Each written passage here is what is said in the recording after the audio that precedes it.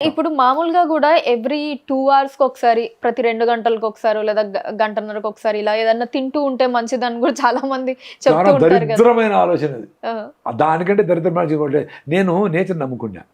So నేచర్‌లో ఏ జంతువైనా చూడండి, ఒక పులి పరిగెత్తి జింకను పట్టుకుంటుంది. కొంచెం కొంచెం తింటుంది. 2 అవర్స్‌కి ఒకసారి ఫుల్‌గా తింటుంది.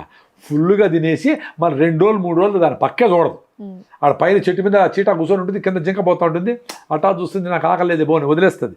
దీన్ని కూడా ఇటు చూస్తుంది, ఓకే దానికి ఆకలి లేదు, దీనికి తెలుసు. ఆ కమ్యూనికేషన్ చూడు, దానికి ఆకలి లేదని తెలుసు, దీనికి అవసరం లేదో దానికి తెలుసు.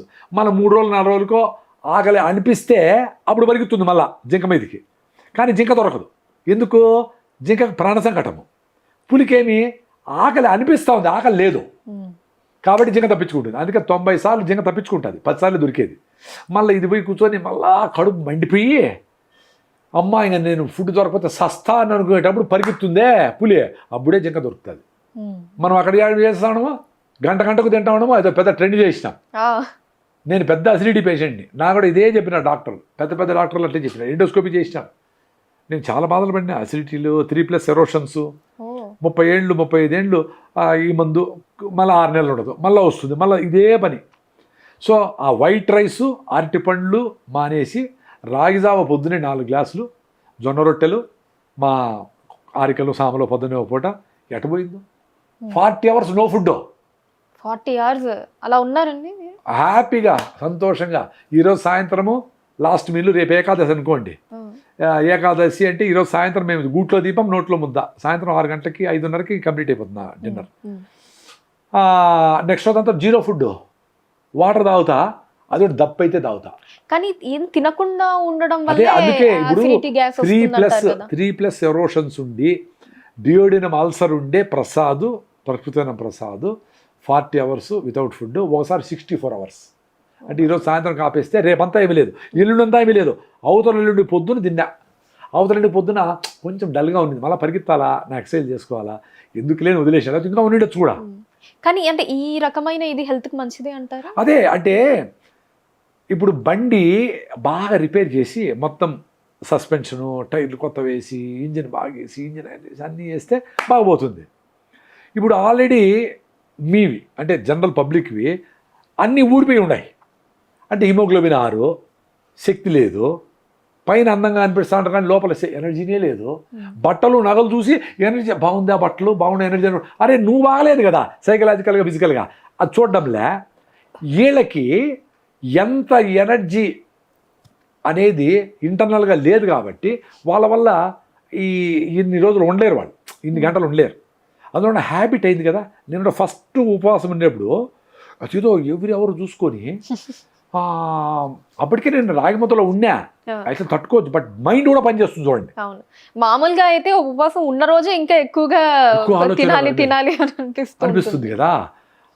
ఆ రోజు ఓకే మధ్యాహ్నం తేనె నిమ్మకాయ ఎవ్రీ 2 అవర్స్ తాగమని మంజనగా చెప్పినారు కదా. సరే ఫస్ట్ ఆయన ఫాలో అవుతా ఉన్నా. 0 సాల్ట్ కాదు కానీ తేనె నిమ్మకాయ తాగదామని ఎవ్రీ 2 అవర్స్కి తేనె నిమ్మకాయ తాగిన.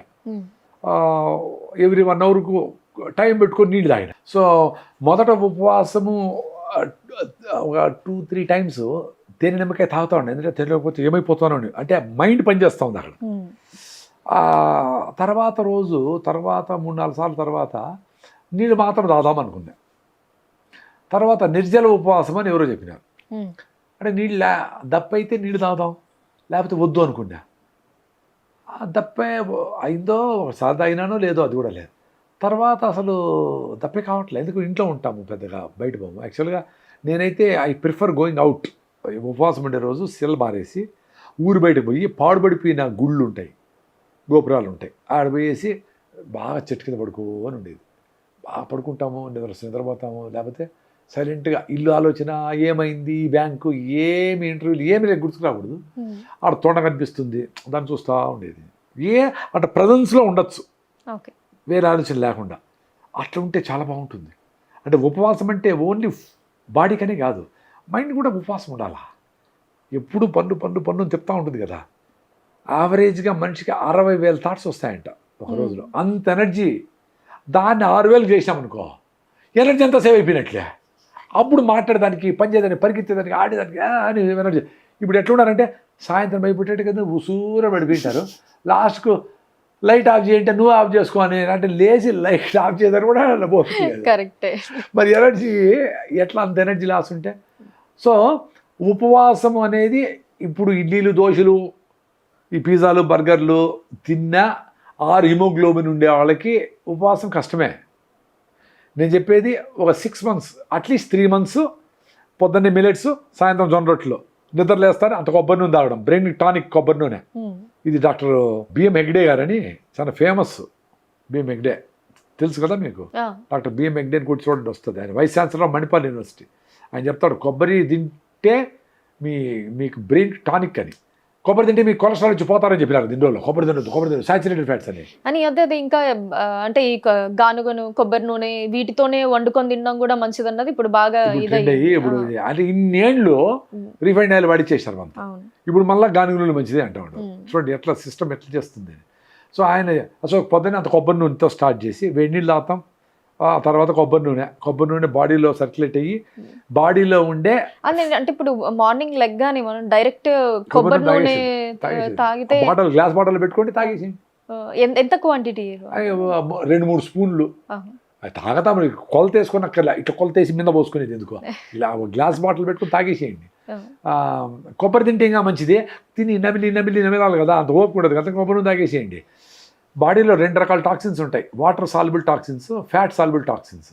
సో ఈ పొద్దున్నే పర్రడ ముద్ద అయితే అది పొట్టలోకి పోయి జీర్ణ వ్యవస్థలో ఎంటర్ అయ్యి ఫ్యాట్ సాల్యుబుల్ టాక్సిన్స్ని లాక్కొని వచ్చి డ్రైన్ చేస్తుంది. ప్లస్ బ్రెయిన్ టానిక్ అనేది 2 కారణాల్లో నేను పొద్దున్నే తాగేసి వేడి నీళ్ళ తర్వాత అది తాగి బాగా అంబలి నిన్నటి రాగి ముద్దలో కానీ దేశీ బియ్యంతో చేసిన ఆర్గానిక్ బియ్యంలో కానీ నీళ్లు పోసి పెట్టుకొని దాన్ని బాగా పిసికేసి దాంట్లో మిర్చి, కొంచెం పింక్ సాల్ట్, కొంచెం అల్లము, ఇంకా వీలైతే మామిడల్లం భలే ఉంటుంది టేస్ట్. మామిడల్లం కొంచెం నూరేసి కొంచెం మిర్చి, కొంచెం సాల్ట్ వేసుకునేసి ఆనియన్స్ కొద్దిగా కావాలంటే ఆనియన్స్ వద్దనుకుంటే వద్దు ఏదో కలిపేసి అంబలి ఒక గ్లాస్ తాగితే పొట్టలో మంచి బ్యాక్టీరియా వచ్చి మీ పొట్ట చల్లగా ఉంటే బ్రెయిన్ చల్లగా ఉంటుంది.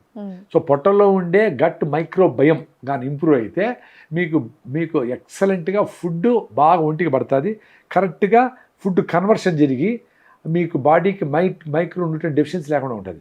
సో ఇది చాలా ఇంపార్టెంట్. అంబలి అనేది అదే లక్ష్మీ చారు అంబలి ఇవన్నీ పొద్దున్నే తాగేసి మళ్ళీ 6 కిలోమీటర్లు రన్నింగ్ చేసి వచ్చి రాగిజావ తాగి 4 గ్లాసులు మళ్ళీ 10-11 ప్రాంతంలో అరికలతో సామలతో చేసిన రాగి ముద్ద తిని సాయంత్రం మళ్ళా 4-5 ఓకే 4 to 6 మధ్యలో జొన్న రొట్టెలు కానీ సద్ద రొట్టెలు కానీ మొక్కజొన్న పిండితో కూడా ఈ లోపల మొక్కజొన్న ఆర్గానిక్ పడి మొక్కజొన్న పిండితో రొట్టెలు కానీ ప్లస్ గుగ్గిళ్ళు పెడతారు కదా బఠానీలు, శనగలు, పెసలు అలాంటివి అన్నీ. మేము వెజిటేరియన్స్ కాబట్టి ప్రోటీన్ రావాలి కదా, అది విత్ వెజిటబుల్, ఫ్రూట్. ఇది మా డైట్. ఇవి చేసి ఏం రోగాలు రావు. ఏ కషాయం పాటించే డైట్ ఇది రోజు అంతే. నా దగ్గర కూడా ఇంకేం మ్యాజిక్ లేదు. బుర్రుండే వాళ్ళందరూ అరే ఇంతేనా అనుకొని 1 నెల చేసి చూడండి. రైసు, గోధుమలు, కాఫీ, టీ, పాలు, చక్కెర, మైదా, నాన్ వెజిటేరియన్, కోడిగుడ్లు 1 నెల నిలిపేసి పొద్దున్నే మిల్లెట్స్తో భోజనం, సాయంత్రం మీ ట్రెడిషనల్ ఫుడ్ మీరు జొన్నలు తింటారు జొన్నలు, సద్దలు తింటారు, లేదా మార్చి లేదా దేశీ బియ్యం అవి తినండి. ప్రోటీన్ కోసమని గుగ్గిళ్ళు, బఠానీలు, శనగలు ఇలాంటివి ఏమన్నా అన్ని తినండి. పొద్దున్నే లేస్తుంటే 4 గ్లాసులు రాగిజావా, 4 గ్లాసులు ఎట్టసారి తాగేది అంటారు. కొంతమంది 6 బాటిల్ బీర్ తాగుతారంట ఒకటేసారి. కాబట్టి 4 గ్లాసులు రాగిజావా తాగాలంటే తాగాల. దాంట్లో ఉండే 8 స్పూన్లు రాగి పిండే. అంత పోతేనే ఆ గట్లో ఉండే ఆ డ్యామేజ్ అయిండే ఆ మ్యూకస్ మెంబ్రెయిన్ అది రీబిల్డ్ అవుతుంది 1 monthలో. అప్పుడు ఈ అంబలు తాగినప్పుడు ఆ లోపల పోయి లోపల మంచి బ్యాక్టీరియా డెవలప్ అయ్యి గట్ బ్రెయిన్ బ్యారియర్ అంటారు, అది మధ్యలో ఒక అడ్డగోడ పెట్టుకుంటుంది. బ్రెయిన్లోకి ఏది రానిది కింద నుంచి అలో చేయదు. అది కూడా ఛేదించుకొని మైక్రోబ్స్ బ్రెయిన్లో ఉండే బ్యాక్టీరియాతో సంబంధాలు పెట్టుకొని కాంతార సినిమా లాస్ట్లో వాడు పోయేసి వాళ్ళ నాన్నతో డాన్స్ చేస్తాడు చూడు, అట్లా బ్రెయిన్లో డాన్స్ జరుగుతుంది. It's a fact, it's a science. అప్పుడు మీ బాడీలో ఉండే మైక్రోబ్స్ మంచి మైక్రోబ్స్ అన్ని యాక్టివ్గా ఉంటే మీరు హ్యాపీగా ఉంటారు, సంతోషంగా ఉంటారు, ఆరోగ్యంగా ఉంటారు. దాని మీద ఇప్పుడు మైక్రోబయం అని కొట్టి చూడండి, చాలా అద్భుతమైన సైన్స్ అది.